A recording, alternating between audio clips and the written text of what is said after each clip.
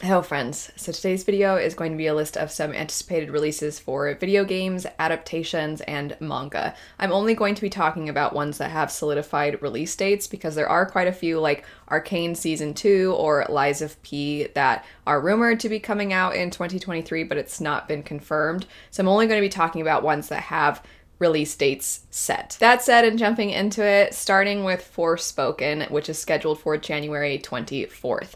This is a game that I've been anticipating for, at this point, I think years. Ever since I first saw a trailer for it, I thought it looked really fun. The gameplay specifically is what caught my attention. I did play a little bit of the demo and the gameplay was enjoyable. I like the idea of the combat system. I do hope that it has a more gradual build and how it explains how to do what. Right now it kind of reminds me of Ghost of Tsushima, where you have an entire wheel essentially and you have two different ones and then you have different ammo and things like that. And it seems like this is having a similar model. And if it's a gradual build, I think it'll become very intuitive. In the demo, it was a little overwhelming, and I think that I'll get used to it. The other thing I'm hoping with the full game is that we see a little bit more variety in the landscapes, because what I did see in the demo was pretty straightforward and a lot of the same. It was a little monotonous, but a big plus for me was that it was genuinely fun to move around. The navigation itself was really enjoyable. It flowed really nicely. And so I'm still really excited about this game, not just for that element, but for the gameplay, the combat. I am interested in the story, and just all around, I think this game looks like it's going to be a lot of fun. After that, we have Wild Hearts, which is scheduled for February 23rd. This is one where I don't know all that much. I don't know how much fun the game is going to be playing it alone, but it does seem like there's going to be a multiplayer component that will take this to the next level. Something I've been really enjoying, and I mentioned Ghost of Tsushima a second ago, is the Legends mode of Ghost. It has made it one of my most played games probably of all time, just because it's so fun to jump online and play with friends. And if Wild Hearts has a similar feel to it, I think it's going to be a lot of fun. It also looks like it's taking some things that we've seen done before in combat or gameplay, and then it's adding its own unique flavor. And it also seems like it's going to be a really fun blend of this sort of feudal Japan feel mixed with more innovative technology in not only how you defeat enemies, but then also strategizing, and the enemies themselves seem like they're inspired by certain kinds of creatures from folklore. So I think that this is going to be a ton of fun. It looks amazing, and it looks like it is going to be a wild ride. Switching now into an adaptation, I am so excited for the second season of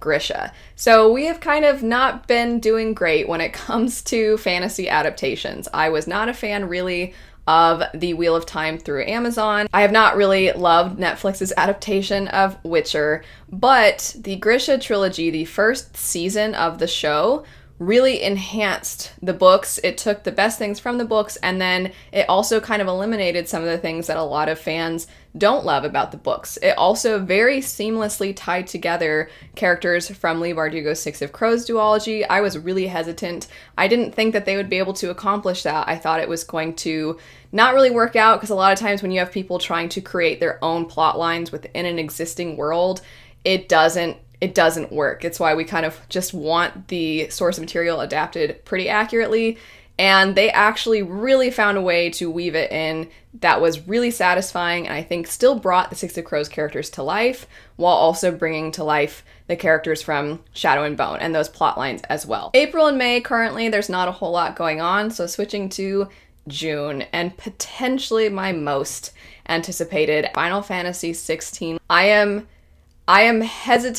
cautiously ecstatic, because we have been burned before. Final Fantasy 15 was okay. The remake for 7, a little disappointing.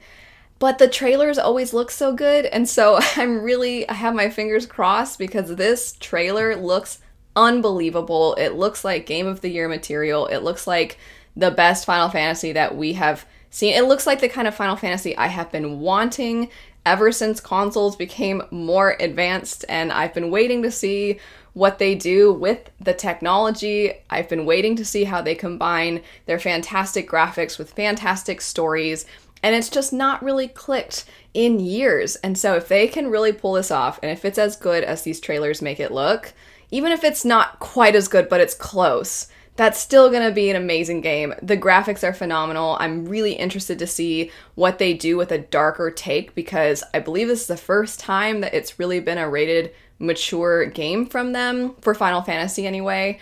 And I've heard it's also slightly inspired by a Game of Thrones. It's kind of taking a more medieval take. And medieval has sort of been there, done that with video games, but we've not seen too much of it in the Final Fantasy franchise, so I cannot wait. It looks so good. And of course we have our signature Final Fantasy summons. I cannot wait for this one. My summer is gonna be playing this game. In July, we have the 11th volume of Witch Hat Atelier. If you have not picked up this manga, you should.